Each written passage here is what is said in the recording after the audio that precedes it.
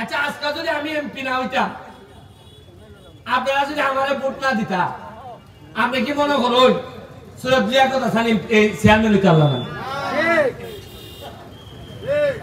পরে আইন যার পরে মিলাই দেখুন কথাটা ঠিক কইছি কিনা।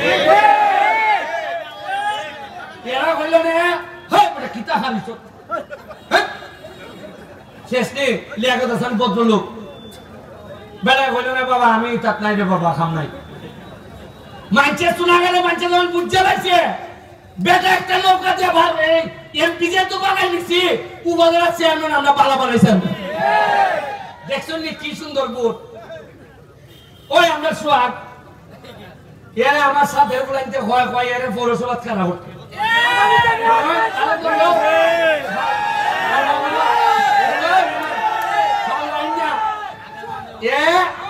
আমি এর কইছি পৌরসভা না তুমি এমপি তে খালি যাও।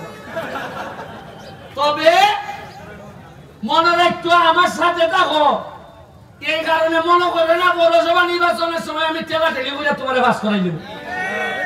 যাও খামলা দাও, প্রতিটা মানুষের ঘরে ঘরে যাও, মানুষের দিয়ে সালাম করো, খাম করো, হৃদয়ে খুশি করো, তাহলে আমি সুমানো তোমার আটকাইতে পারতাম না, তুমি না কই ভাই।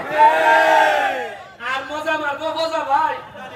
আর এরা আপনারা খালি বইতে ভাই এটা বেরিস্টার সুমানে না বলে হইতো না। শ্রম দিবাই নেতা হইব, যে আরেকটা যদি তোমার থেকে পালা শ্রম দেয় সে নেতা হইব। নির্বাচন তফসিল ঘোষণার সাথে সাথে আমি ব্লক আমি কোনো কামই করতে পারতাম না। আমি বলে দিছি তুমি আমার লোক, তুমি পৌরসভা, আমি কোন ধরনের প্রভাব বিস্তার করতাম না, কেউ করবার লেগে দিতাম না। পৌরসভার মানুষ যারা ভালো ভালো করবে তারই পৌরসভা নেতা। আপনারা বাথরুমের কথা বলছে মর্তুজ ভাই, না মর্তুজ ভাই তুই বলছে